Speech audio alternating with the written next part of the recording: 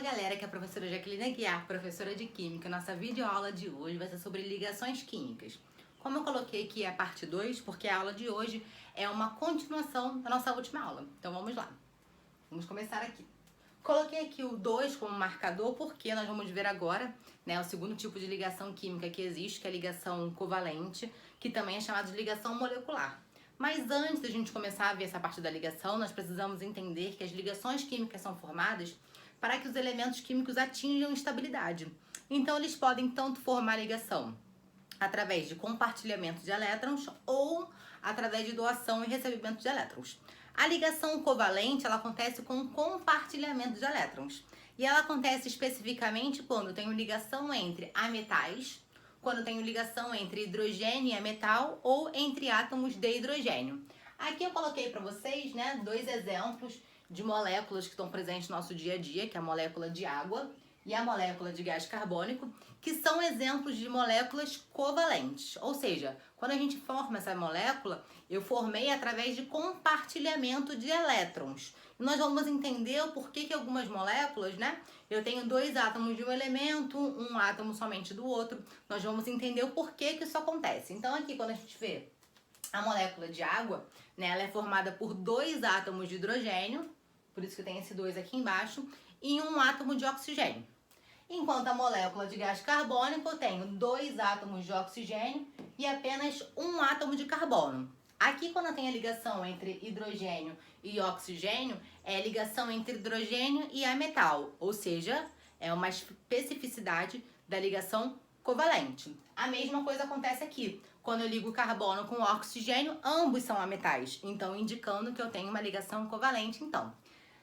Então, assim, nas ligações covalentes, todos os elementos precisam ganhar elétrons para atingir a estabilidade. Lembrando que a estabilidade é atingida segundo a teoria do octeto, que é a regra do octeto, que diz que meus átomos ficam estáveis com 8 elétrons, apesar de termos exceções, tá?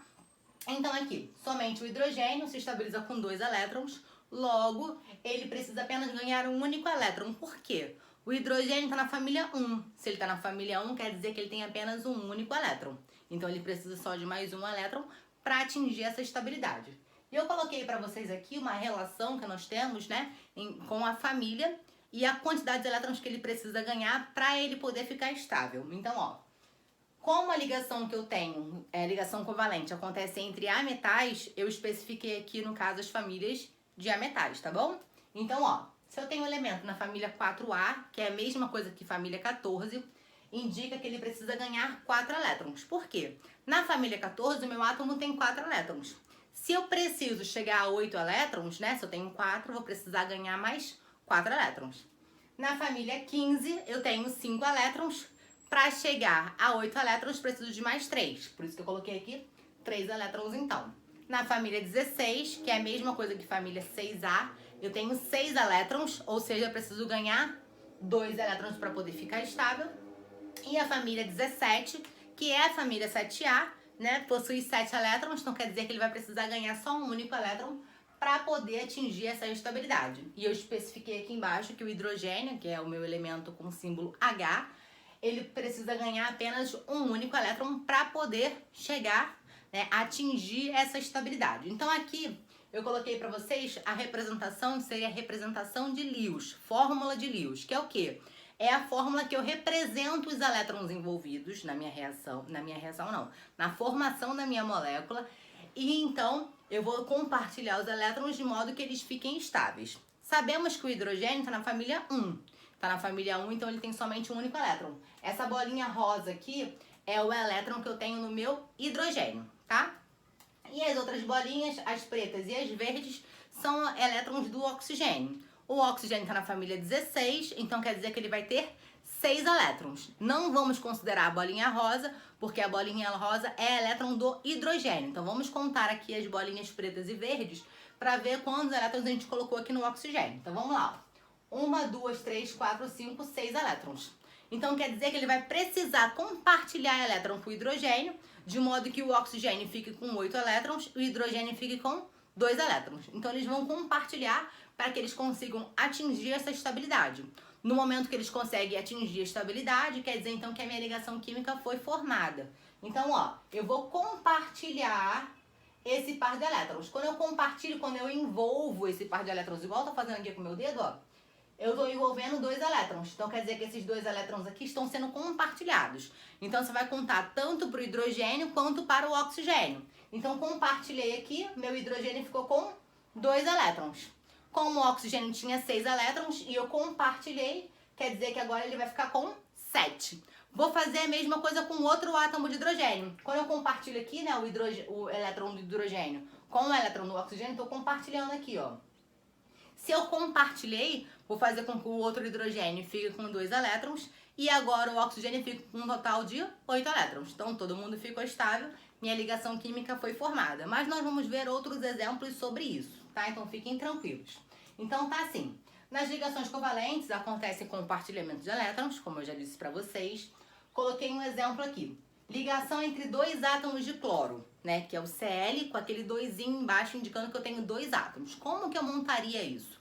Então aqui a primeira coisa que eu fiz foi colocar o átomo de cloro, os átomos de cloro envolvidos. Outra coisa que eu tenho que fazer é localizar em qual família que esse elemento, no caso, se encontra. O cloro está na família 17, ou seja, ele vai ter 7 elétrons. Coloquei aqui então, ó. 1, 2, 3, 4, 5, 6, 7. A mesma coisa com o outro, ó. 1, 2, 3, 4, 5, 6, 7. Como o cloro é um ametal, eu estou fazendo uma ligação entre 2 átomos de cloro, então é uma ligação covalente. Então eu vou ter que fazer o compartilhamento dos elétrons para que eles fiquem com 8 elétrons. Então eu vou envolver aqui, ó, esse par de elétrons. Quando eu compartilhei, agora esse par de elétrons aqui, ele vai ser contado para os 2 átomos de cloro. Então percebam, eles tinham 7 elétrons inicialmente. Depois que eles compartilharam, agora eles têm, ó, 1, 2, 3, 4, 5, 6, 7, 8. Estável. Vou analisar o outro agora. 1, 2, 3, 4, 5, 6, 7, 8. Estável também. Essa fórmula que eu coloquei aqui, que é a fórmula que eu tenho os elétrons, é a fórmula que a gente chama de fórmula de Lewis, que é a fórmula eletrônica. E agora eu vou representar essa ligação que foi formada. Depois que eu compartilhei, eu formei minha ligação. A quantidade de compartilhamentos que eu tenho, ele vai influenciar no tipo de ligação que eu tenho formada. Então, ó, se eu compartilhei uma única vez, eu formei uma única ligação. Essa ligação aqui, que tem só um tracinho, é chamada de ligação simples, porque eu compartilhei uma única vez. E essa fórmula aqui, que eu represento a ligação formada, é a fórmula estrutural.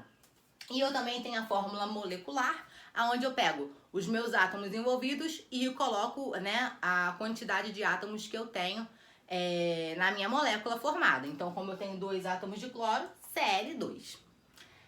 Coloquei aqui um outro exemplo também, que agora é uma ligação entre carbono e oxigênio, CiO, né, que é justamente a molécula que eu tenho de gás carbônico.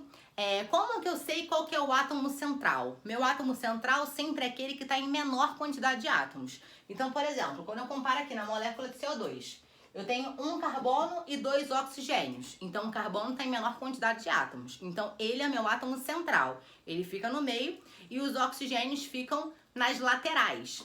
Então, eu coloquei o carbono aqui, esse pontinho, essas bolinhas aqui são os elétrons do carbono, que está na família 14. Então, indica que ele vai ter 4 elétrons. 1, 2, 3, 4. Enquanto o oxigênio está na família 16, que indica que ele vai ter, então, 6 elétrons, que são esses 6 triângulos que eu coloquei para vocês aqui, ó. 1, 2, 3, 4, 5, 6. A mesma coisa com o outro átomo de oxigênio. Porque se é o oxigênio, é a mesma coisa. 6 elétrons também. 1, 2, 3, 4, 5, 6. Feito isso, eu distribuí os elétrons, agora o que eu tenho que fazer é o compartilhamento, de modo que eles fiquem com 8 elétrons para poder atingir a estabilidade. Então, ó, compartilhei uma vez aqui, compartilhei 2. Quando eu fiz isso daqui, ó, sem considerar esse compartilhamento por enquanto, quer dizer que aqui eu vou ter, ó, 1, 2, 3, 4, 5, 6, 7, 8 elétrons. Então, quer dizer que o oxigênio já está estável. Sem considerar que houve o compartilhamento com o outro lado, a princípio, esse carbono teria, ó, 1, 2, 3, 4, 5, 6 elétrons apenas. Então, quer dizer que o carbono ainda precisa atingir a estabilidade. O que eu vou ter que fazer, então? Vou compartilhar com outro átomo de oxigênio. Então, eu vou compartilhar com esse oxigênio aqui. Quando eu compartilho, eu vejo, então, que o carbono se encontra com 1, 2, 3, 4, 5, 6, 7, 8. Tá estável. Esse átomo de oxigênio aqui agora tá com 1, 2, 3, 4, 5, 6, 7, 8 também. Então todo mundo ficou estável. Então quer dizer que eu formei as minhas ligações químicas. Como aqui, né, eu compartilhei duas vezes, né, com o mesmo elemento, vou formar uma ligação dupla. A mesma coisa aconteceu do outro lado. Vou formar duas ligações também. Então quer dizer que aqui eu tenho duas ligações duplas. Então toda vez que eu compartilhar duas vezes, ligação dupla. Se eu compartilhar uma única vez, ligação simples. E se eu compartilhar 3 vezes, ligação tripla. São os 3 tipos de ligações que existem, não existe nenhuma outra, tá? Essa aqui é a fórmula estrutural, quando eu represento as minhas ligações envolvidas. E essa aqui é a minha fórmula molecular, né? No caso vai ficar CO2. Coloquei aqui um outro exemplo, né? Que é o exemplo para ligação tripla, que é uma ligação entre 2 átomos de nitrogênio. Coloquei aqui, né? São 2 nitrogênios. A primeira coisa que eu tenho que fazer é localizar a família dele. Tá na família 15, então quer dizer que vai ter 5 elétrons. 1, 2, 3, 4, 5. Mesma coisa do outro lado. 1, 2, 3, 4, 5. Porque os elementos são os mesmos, né? São iguais. Então o que eu tenho que fazer agora é compartilhar de modo que eles atinjam 8 elétrons. Então tinha 5, né? 5 elétrons, compartilhei 1, 2, 3 vezes. Quando eu compartilhei 3 vezes, eu vejo que agora eles estão com 8 elétrons. 1, 2, 3, 4, 5, 6, 7, 8 para esse nitrogênio aqui. E 1, 2, 3, 4, 5, 6, 7, 8 para esse outro nitrogênio aqui. Então, atingiram a estabilidade. Show! O que eu tenho que fazer agora é formar minhas ligações químicas. Compartilhei 3 vezes entre os mesmos elementos, entre os mesmos átomos. Formei, então, minha ligação tripla. Representação de elétrons, fórmula de Lewis. Representação de ligação química, fórmula estrutural. E representação de fórmula molecular, eu vou colocar sempre da forma mais simplificada, tá bom? O que a gente viu aqui agora, né, como a gente monta essas fórmulas, né, essas fórmulas moleculares, que são de compostos covalentes, que também são chamados de compostos moleculares. Então aqui, as ligações covalentes podem ser ligação simples, nós vimos apenas um único tracinho entre os meus átomos, ligação dupla, 2 tracinhos, 2 ligações entre os meus átomos, e a ligação tripla, 3 tracinhos entre os meus átomos. Então essa quantidade de tracinhos que são as nossas ligações sempre vão de acordo com a quantidade de compartilhamentos que eu tenho. Ó, aqui eu compartilhei uma única vez entre os átomos, então uma ligação. Aqui eu compartilhei 2 vezes entre esses átomos aqui, então ligação dupla. Compartilhei 2 vezes também, ligação dupla. Compartilhei 3 vezes, ligação tripla, tá? Então essa aqui foi a parte das ligações covalentes. O que nós vamos ver aqui agora é a ligação metálica. Como o nome já diz, a ligação metálica ela acontece entre átomos metálicos. Mas nós não temos representações, né, espaciais como nós temos para as ligações iônicas e para as ligações covalentes, tá? Então aqui eu coloquei alguns exemplos. Por exemplo, aqui tem o aço, que na verdade é uma liga metálica, né? A liga metálica é quando a gente faz uma associação de metais, ou não metais, né? Pelo menos tem que ter um único metal nessa associação, já para poder conferir propriedades de acordo com o material que eu estou fabricando. Então, né, o aço, que é utilizado nos mais diversos materiais e na liga e na construção civil. Aqui tem as ligas de magnésio, né? Que no caso aqui tem essas rodas de magnésio. E também o fio de cobre, né? O cobre que é usado como um metal que é condutor, né? É um fio para formação de fios elétricos. Então vamos lá. Então o que é importante a respeito da ligação metálica que é a ligação entre átomos de metais. E o que acontece aqui, na verdade, é a formação do que a gente chama de mar de elétrons, que é o quê? Nós sabemos que os metais têm tendência a formar cátions. Então, quer dizer que esses elementos vão ter carga positiva. Então, ó, reparem que essas cargas positivas aqui são todos átomos metálicos, que na verdade agora são cátions metálicos, porque possuem carga positiva. E o que acontece em relação aos metais é que eles são ótimos condutores de corrente elétrica, ótimos condutores de calor. Isso acontece por quê? Quando eu tenho a ligação, né, a associação desses metais, os elétrons deles ficam livres. Então esses elétrons conseguem se movimentar livremente entre os meus cátions metálicos.